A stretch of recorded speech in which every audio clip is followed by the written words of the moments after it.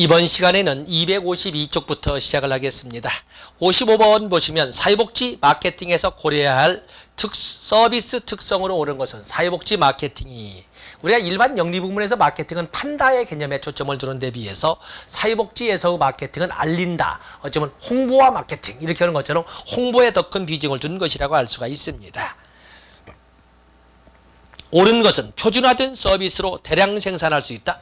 사회복지라고 하는 것은 인간을 대상으로 하기 때문에 인간들의 복잡하게 다양한 욕구를 모두 충족시킬 수 있는 이런 서비스는 표준화시킬 수가 없습니다. 이건 틀린 거고, 대체로 목표 달성에 대한 측정이 가능하다. 마케팅 전에 사회복지라고 하는 그 대상이 인간이라고 하지 않았습니까? 당연히 표준화된 측정 조고도 만들기 어렵지만 그에 대한 측정도 불가능합니다. 측정이 곤란하다라고 설명할 수가 있습니다. 일반적으로 소비자가 서비스를 이용하기 전에 평가한다? 아닙니다. 이 평가라고 하는 것은 평가는 서비스를 이용한 후가 아니고서는 평가할 수가 없습니다. 그리고 영리 부문에는 생산이 먼저 되고 소비가 나중에 되는 분리의 관계로 시간적 선후가 있지만 사회복지 마케팅에서는 이 생산과 소비가 동시에 발생함과 동시에 한번 생산됨과 동시에 소비가 되는 이 서비스는 소멸성을 갖습니다. 그렇기 때문에 5번 제공된 서비스를 반환하거나 되팔기 어렵습니다. 생산과 소비가 동시에 이루어지면서 소멸성을 갖기 때문에 5번의 답이 나오는 것입니다. 답은 5번이 되겠습니다.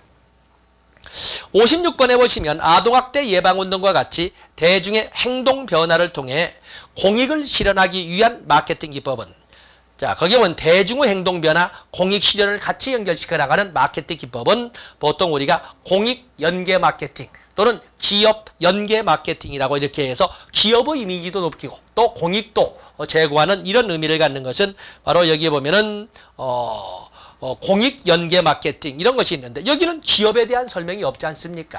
그래서 여기는 아동학대 예방과 같이 대중의 행동 변화를 통해 공익 실현만 액센트를 두고 분명히 기업 연계를 하면 기업이란 단어가 나와야 되는데 여기는 답이 함정은 기업 연계 마케팅을 자꾸 공익 기업의 이미지에 있는데 기업이 없기 때문에 사회 마케팅이 되겠습니다.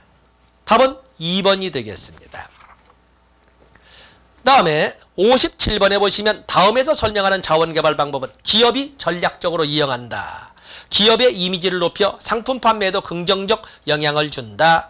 사회복지기관 자원개발에도 기여하며 사회공헌활동도 한다. 역시 공익연계 마케팅으로서 기업 연계 마케팅이라고, 여기는 분명히 기업이란 말을 쓰고 있죠. 답은 2번. 여기는 공익연계 마케팅이라고 문제가 나와 있네요.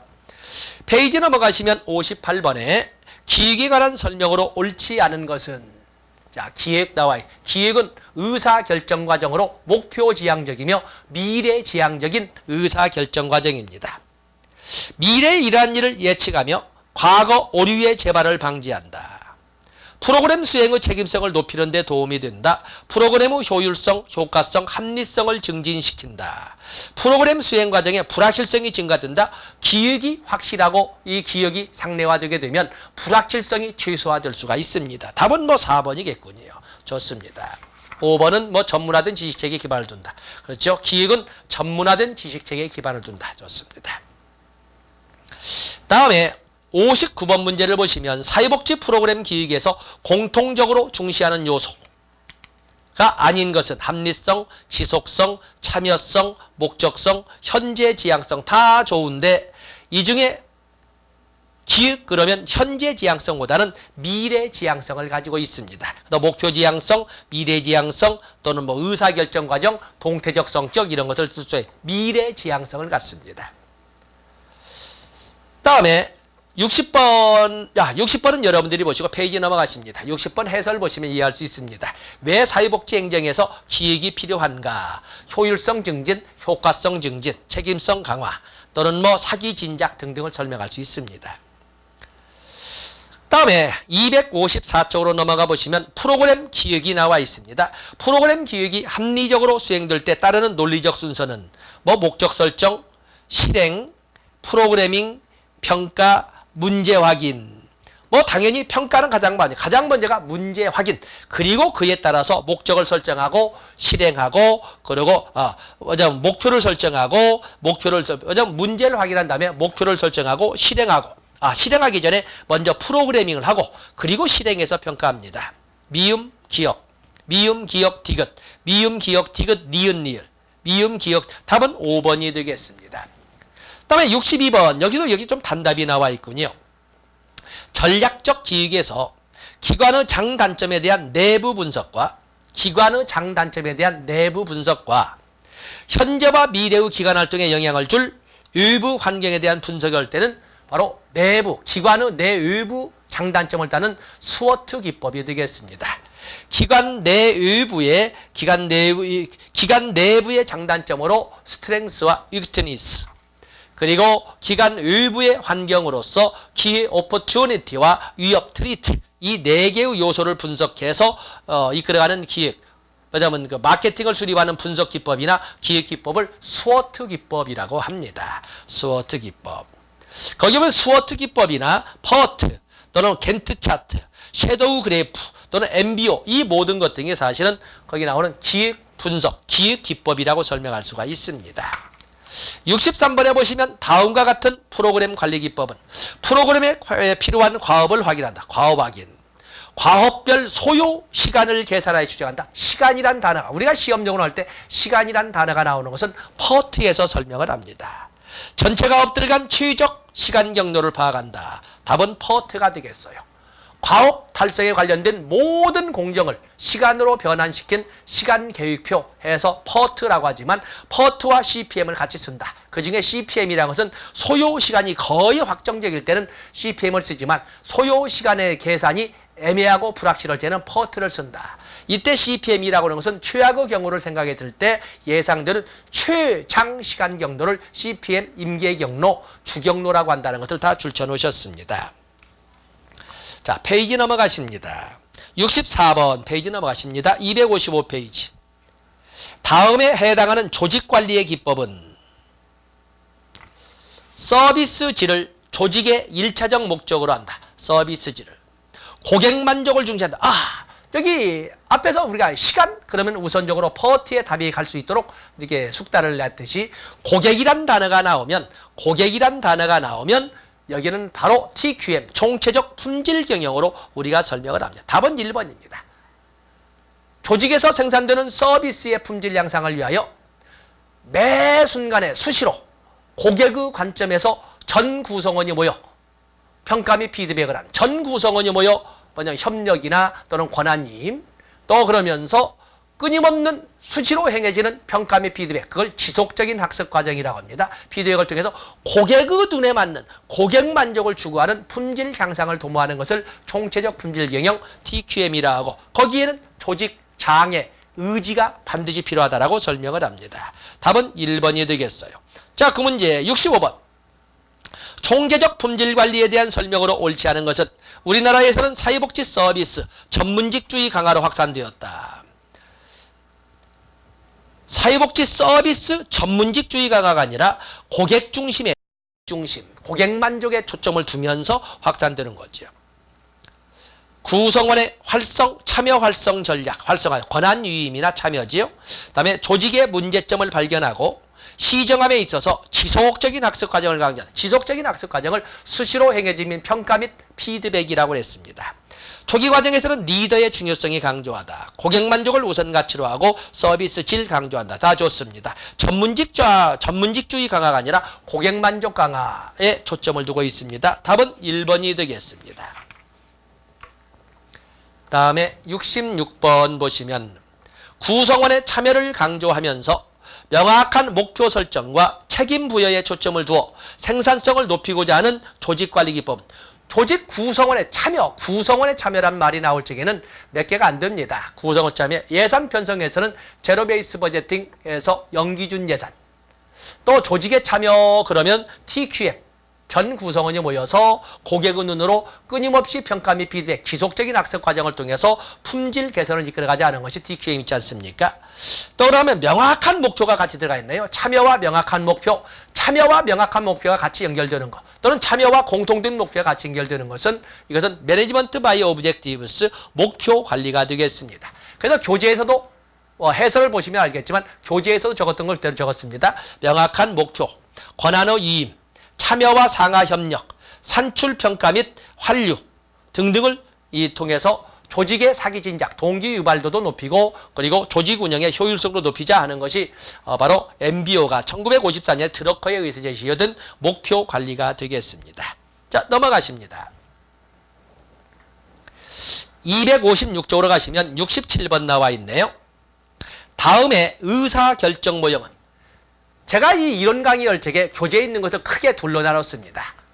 이상적 모형과 현실적 모형으로 나누되 이상적 모형이라고 하는 것은 합리 모형을 딱 단언을 하면서 인간들을 합리적 정제인으로 설정하고 모든 인간들은 세상에 모르는 것이 없는 전지의 존재이기 때문에 언제나 한치의 빈틈없는 합리성을 추구한다. 절대적 합리성이라고 했습니다.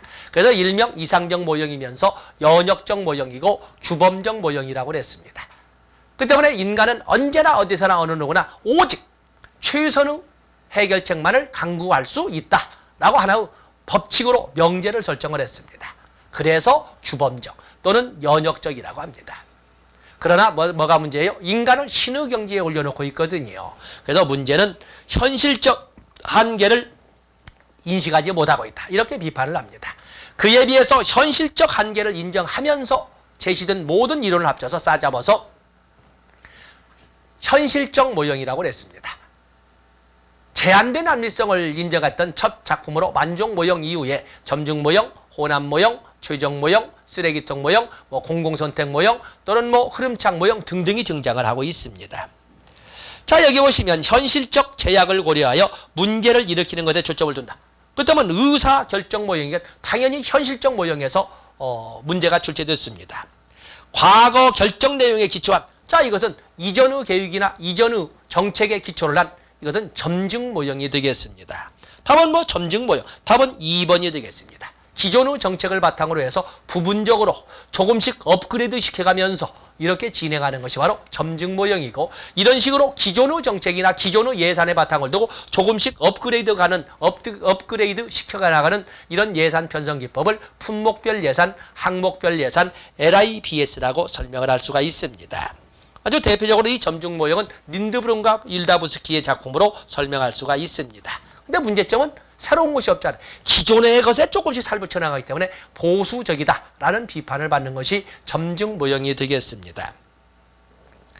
다음에 68번에 보시면 문제 해결을 위해 선택 가능한 대안을 놓고 각 대안별로 선택할 경우와 선택하지 않을 경우에 나타날 결과를 분석하여 각 대안들이 갖게 될 장단점에 대해 균형된 시각을 갖도록 돕는 의사결정 기법은 다른 설명 없이 어쨌든 우리가 개별적 의사결정 기법과 집단적 의사결정 기법이 있는데 개별적 의사결정 기법으로서는 의사결정 나무 분석과 또 대안 선택 흐름 도표가 있고 그에 비해서 집단적 의사결정 기법으로서는 델파이 기법이나 소집단 투표 기법으로서 명목 집단 기법이 있습니다.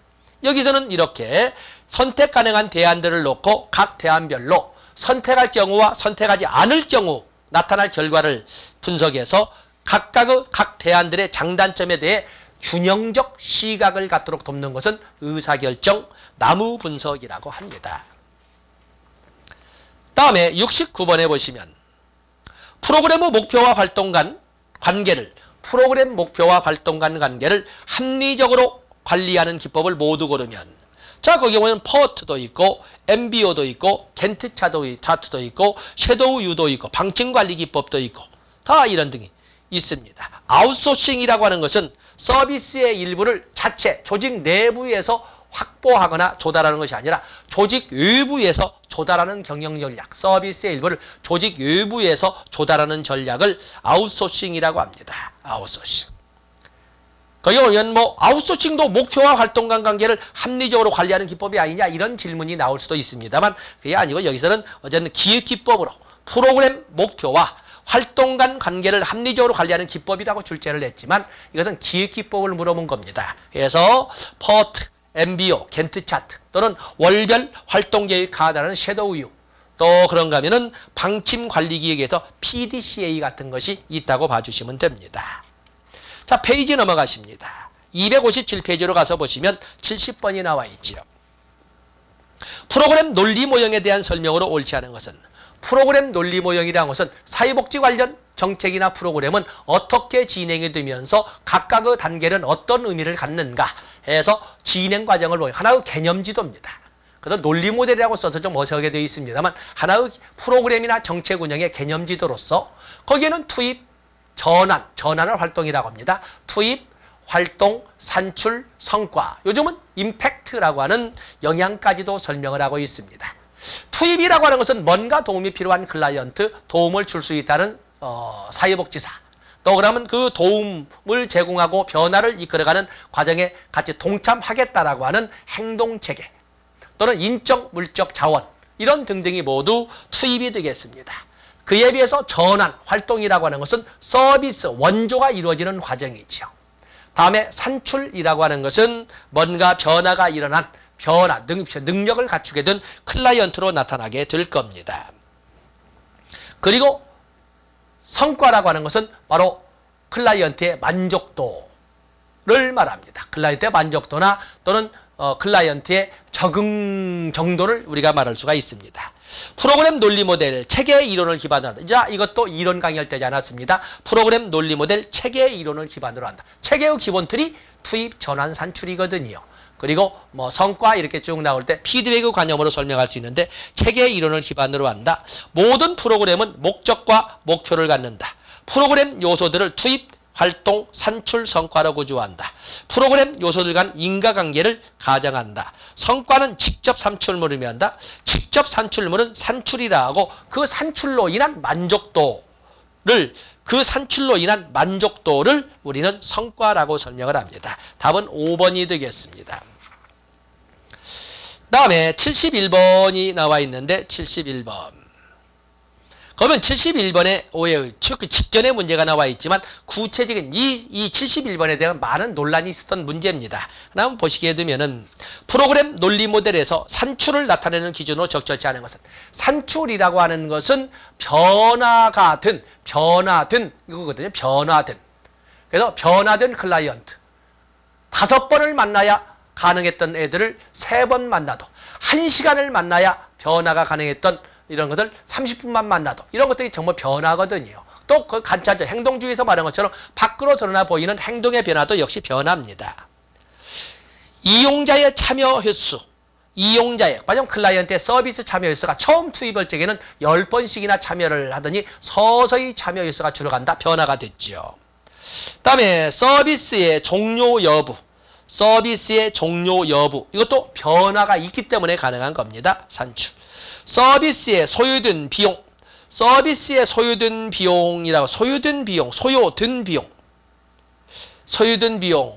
이거는 좀 더 알아보겠습니다. 서비스의 제공자와 이용자 간의 접촉 건수. 좋습니다. 다음에 이용자가 서비스를 활용한 총시간. 접촉 건수도 줄어들고 활용하는 총시간도 줄어든다. 서비스에 소요된 비용은 이건 산출을 나타내는 기준으로 산출을 보통 나타낼 적에는 거기 서비스 제공 건수, 참가자 수 또는 후원금과 같은 실적의 양적 측면으로 우리가 설명할 수가 있는데 자 여기에서 그래서 지금 이것이 2번과 3번을 가지고 많은 논란이 있었던 겁니다. 그래서 이 보통 보면은 Qnet 이 정답칸을 가지고 이게 분석을 하면 답은 3번으로 소요된 비용으로 설명을 하고 있는데 소요된 비용이라고 하는 것은 오히려 전환과 산출의 사이에 있게 굳이 말로 맞춰본다면 오히려 투입과 전환 과정에 있는 그래서 산출 쪽에 가기보다는 투입과 전환에서 여기 소요된 비용은 전환 과정에서 설명할 수가 있습니다. 전환 과정. 이것은 소위 산출로서 소요된 비용이 더 늘어들고 줄어들고가 아니라 이미 소요된 비용이기 때문에 이것은 전환 과정이라고 설명을 해야 됩니다. 그래서 말로 맞추어서 답을 3번으로 그냥 인정을 했습니다. 어떤 이런 문제도 있다. 그래서 논리 모델은 어쨌든 나오지 않겠습니까? 다음에 72번에 보시면 장애인 직업재활 프로그램을 논리 모델로 구성했을 때 연계로 옳은 것은 투입, 교육, 교육이 수. 교육이 수라고 하는 것은 전환과 산출의 교집합 부분으로 이렇게 설명할 수가 있습니다. 전환과 산출로. 다음에 성과라고 하는 것은 뭔가 변화가 나타난 산출로서 변화가 나타났고 그로 인해서 클라이언트의 만족도가 높아졌거나 그로 인해서 취업을 할 수가 있었다. 성과. 그러다 보니까 그 상담소에 많은 고객들이 밀려들게 되었다. 그야말로 그것을 우리가 영향이라고 합니다. 산출, 제빵기술교육. 제빵기술교육은 전환이죠. 활동. 그다음에 활동이라고는 장애인. 활동이라고는 장애인의 원조 과정을 활동해. 장애인은 투입이 되겠습니다. 그다음에 영향, 장애 발생률 감소. 장애 발생률 감소. 언뜻 보면 영향 같은데 장애 발생률은 프로그램에 의해서 나오는 것이 아니죠. 장애인을 대상으로 때문에 이것 때문에 장애 발생률이 감소했다라고 하는 것은 이건 억지입니다. 5번은 함정이고 답이 2번이 되겠습니다. 페이지 넘어가 보겠습니다. 다음에 사회복지 조직이 책임성을 증진시키기 위한 노력, 책임성을 증진시키기 위한 노력으로 옳지 않은 것은 재정 집행의 투명성을 높인다. 책임성 증진이니까 이해관계자들의 조직 운영 참여를 늘린다. 리더십 역할을 통해 조직 혁신을 강조한다. 요거 애매하군요. 조직에 대한 외부 간섭을 배제한다. 자, 여기 보면 지금 문제가 책임성 증진에 있지 조직의 자율성 증진에 있지 않거든요. 외부 간섭을 배제하면 결국에 자생력도 약해지고 그리고 투명성이나 책임성도 서로 객관성을 확보하지 못하게 될 겁니다. 이것은 외부 간섭을 배제하는 것이 아니라 외부 간섭을 전면적으로 허용하는 것도 그렇지만 어느 정도의 외부 간섭을 허용한다. 답은 4번이 되겠습니다. 함정은 3번처럼 있는데 리더십 역할을 통해 조직 혁신을 통해서 책임성 증진할 수 있고 그러나 외부 간섭을 배제하는 것은 지나친 폐쇄 체계로서 운영성을 갖습니다. 함정은 3번, 답은 4번이 되겠습니다. 74번에 보시면 사회복지 행정의 책임성 기준으로 옳은 것을 모두 고르면 명문화된 법적 기준, 사회복지 행정의 이념, 공익, 고객의 욕구 반영, 이거든 굳이 설명할 것도 없이 모두가 답이 되겠네요. 다음에 75번에 보시면 이제는 평가의 문제가 우리가 다뤄져 있습니다. 75번에 평가의 문제 등장해 있죠. 사회복지 조직의 성과평가에서 성과 수준을 결정할 때 고려할 사항이 아닌 것은 성과 수준은 현실적이어야 된다. 달성할 수 있어야 된다. 달성되었을 때의 상태로 기술해야 된다. 결과지향이어야 되겠습니다. 왜냐하면 성과 수준이나 성과 기준이 그게 바로 목표거든요. 목표가 곧 달성하고자 하는 평가의 기준, 성과의 기준이 되겠어요. 그렇기 때문에 스마트 기법을 그대로 성과 수준이나 성과 기준에 적용할 수 있습니다. 구체적이어야 된다. 그리고 측정 가능해야 된다. 달성 획득 가능해야 된다. 그리고 여기 나온 것처럼 목표가 달성되었을 때 결과지향이어야 된다. 시간 제한적이어야 한다. 거기 측정 가능해야 된다. 4번은 수량 품질로 표현돼야 된다. 측정을 전제로 하는 것도 아니다. 당연히 평가는 기본 전제 조건이 측정을 통해서 나온 수치에 대해서 가치 판단하는 것을 평가라고 합니다. 때문에 평가에는 반드시 검사를 거쳐서 측정이 돼야 되고 그리고 평가로 넘어가는 거거든요. 5번은 논리적 오류가 되겠습니다.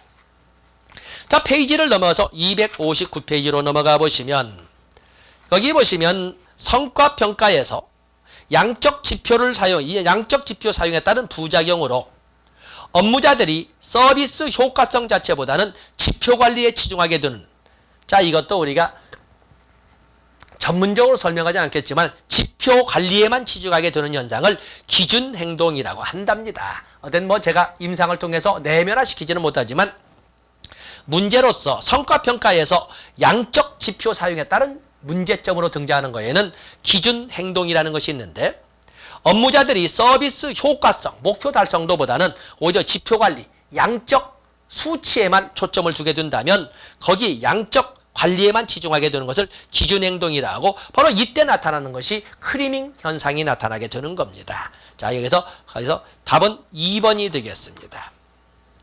자, 연결시켜서 77번 보겠습니다. 다음의 예에서 나타나는 사회복지 조직 활동의 관료제적 병폐는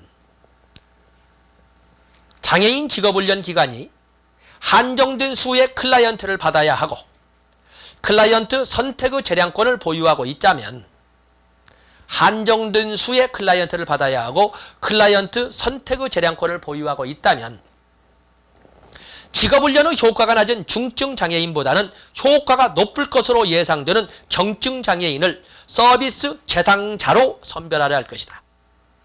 특히 기관에 대해 보조금 지급 수준이 취업률 평가지표의 치중에서 결정되는 경우에 이는 조직 생존의 차원에서도 피하기 어려운 선택이 된다. 전체 사회적 관점에서는 이것이 사회복지의 휴머니즘적 가치를 져야 한다. 바로 이런 거 쉽게 지표, 양적 지표에만 치중하다 보니까 쉽게 지표를 높일 수 있는 그런 다루기 쉬운 대상에 초점을 주게 되는데, 그리고는 단기적으로서는 지표 경쟁에서 우월성을 확보할지는 몰라나 결국에 자생력을 낮추게 된다. 이런 현상, 아까 기준행동이란 단어에서도 언급했지만은 바로 이것을 크리밍 현상이라고 합니다. 제가 이 많은 학교에 이렇게 보면은 많은 학교들이 일부에서는 그러지 않고 좀 싼 학교 하시는 데도 있습니다만은 많은 학교에서 요즘 학교 평가가 있게 되고 지원의 문제가 있다 보니까 많은 관련 학과에서는 쉽게 시설, 기관에 배출하는 데만 초점을 둡니다. 제가 볼 적에는 많은 그 학생들이 공직에도 뜻을 두어서 공직에 발을 좀 붙이도록 이렇게 이 선생님들이 좀 밀어줬으면 좋겠는데, 그건 너무 힘이 들고 양적 지표로는 그 수치가 낮게 나오거든요. 그러다 보니까 쉽게 그냥 시설에 배출해서 4대 보험에 드는, 소위 사회보험에 가입되는 것에 쉽게 배출하고 그 뒤는 나 몰라라 해버리는 이런 경향이 없지 않아 있습니다. 그래서 많은 사회복지학과에도 지금 존재하고 있는 것이 바로 기준행동이고 크리밍 현상입니다. 그래서 요즘 뭐 서울시에서부터 작년부터 그 민간 경력직 이렇게 선발을 하고 있는데, 그런 걸 대비해서 바로 졸업과 동시에 공직에 진출하지는 못하지만은 좀 장기적으로 그런 것도 준비할 수 있도록 이렇게 어떤 동기유발의 이런 기회를 만든다거나 그런 그 정보를 좀 많이 제공했으면 쓰겠는데, 너무 시설 진출에만 초점을 두다 보니까 숫자는 어느 정도 그대로 숫자는 확보할 수 있을지 몰라나 질은 자꾸 떨어져가는 이런 문제를 가져옵니다. 기준행동 크리밍 받습니다. 78번에 보시면 다음이 공통적으로 설명하는 것은 사회복지 조직이 혁신과 변화를 시도할 때 저항력으로 작용한다. 이게 뭘까? 조직과 직원들이 기존 업무 분야에 투자했던 시간, 노력, 헌신을 회수받지 못하는 문제. 본전이 생각나서 지금까지 투자한 것이 아까워서 바로 뭘 말해요? 썬크 코스트, 매몰 비용에 대한 설명을 하고 있습니다. 매몰 비용, 답은 3번이 되겠습니다. 저기 5번 매너리즘이라고 하는 것은 업무의 세분화, 아까 지나친 분업으로 인한 문제점에서 업무 담당자의 매너리즘 봤죠? 부정적 측면의 습관화 이렇게 나와 있고, 레드테이프라고 하는 관료제의 문제점으로서 지나친 문서주의로 인한 형식주의, 도장 찍는 데 시간을 다 보내는 이런 지나친 형식주의를 레드테이프라고 그랬고, 기준행동이라고 해서는 문제로 다뤄본 것처럼 너무나 질적, 목표 달성도 여기보다는 양적 지표에만 초점을 두다 보니까 쉽게 크리밍을 추구하는 이런 것을 기준 행동이라고 설명을 했습니다. 환원주의는 지나치게 세분화하다 보니까 본질이 상실되어 버리는, 지나친 세분화로 인해서 본질이 상실되는 것을 환원주의라고 합니다. 여기에서는 매몰 비용이 되겠어요. 자, 이 시간은 여기까지 하고, 다음 시간에 260쪽부터 진행하도록 하겠습니다. 고맙습니다.